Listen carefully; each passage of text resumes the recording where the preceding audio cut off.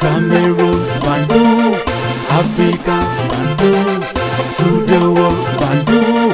Hello friends, welcome on this platform. Je dis bonjour ou bonsoir, ça dépend de l'endroit où vous êtes, là où vous regardez cette podcast sur cette plateforme.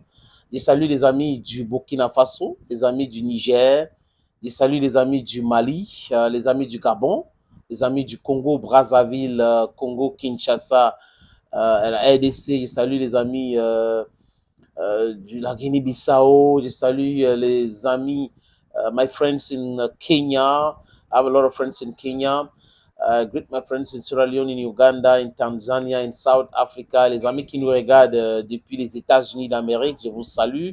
Je salue les amis qui nous regardent depuis le Royaume-Uni.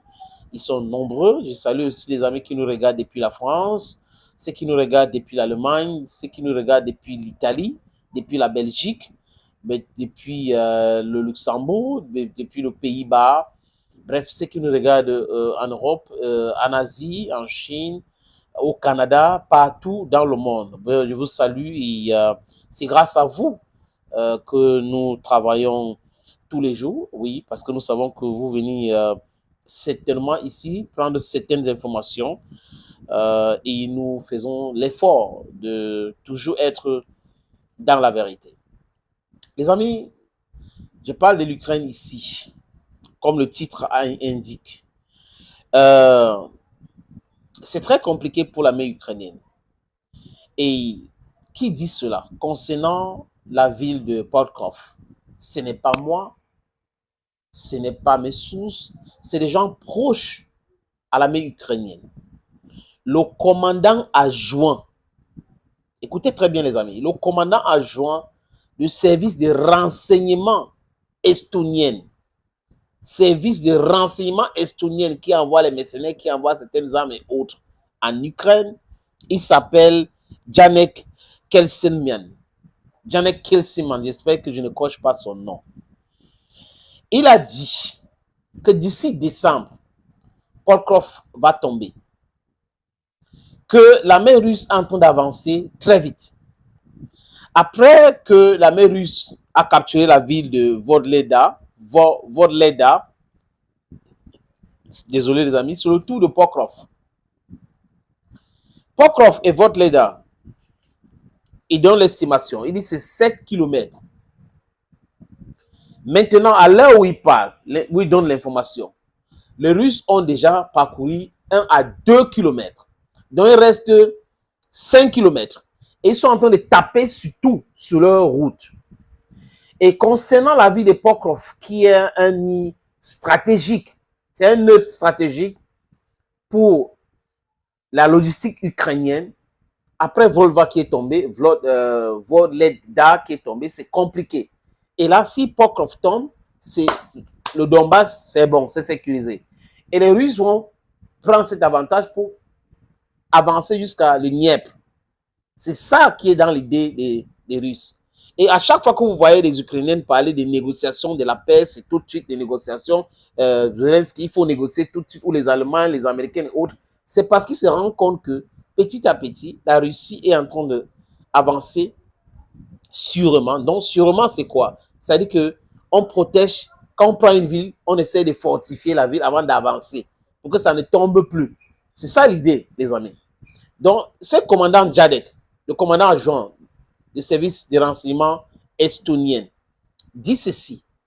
La Russie frappe sur Pokrovsk 167 fois. Quelques figures. 167 fois chaque jour. Peut-être plus. Mais ils ont dénombré 167 attaques sur la ville de Pokrovsk.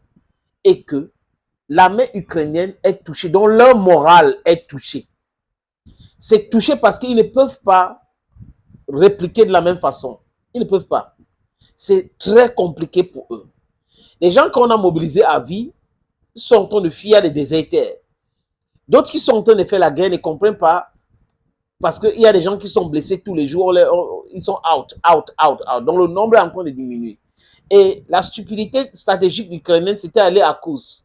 Les Russes, je vous avais dit ici, que savaient. Ils ont laissé les Ukrainiens aller s'engouffrer là-bas. Parce que la mobilité est plus compliquée. Il n'y a pas de route, les engins, les hardware militaires qui sont amenés là-bas sont embourbés. Donc, la Russie est en train de les brûler. Est-ce que vous avez entendu encore parler de l'incursion de Kursk? Vous avez entendu parler? Ce n'est plus l'actualité. Ce n'est plus l'actualité parce que c'est un échec stratégique cuisante.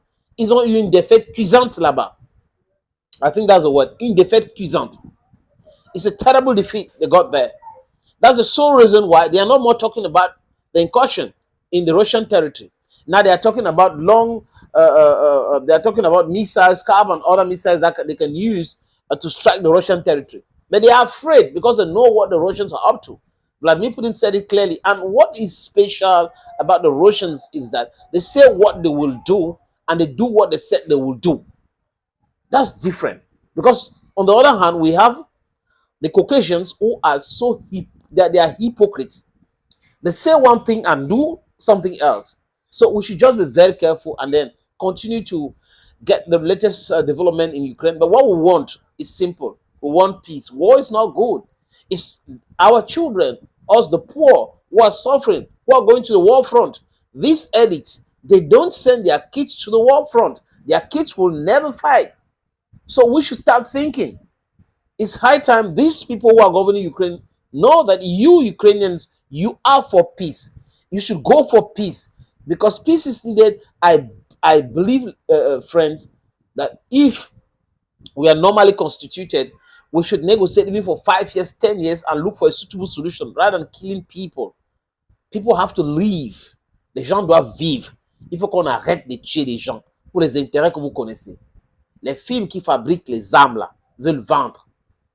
Donc, à chaque fois qu'il y a un conflit quelque part, il y a une guerre, ça les profite. Est-ce que nous devons accepter cela? That is the question. Thank you, friends. And if you have time, as I usually say on this platform, if you have time, you can subscribe. But otherwise, you can share the videos, you can comment responsibly also. Thank you, friends, and bye-bye.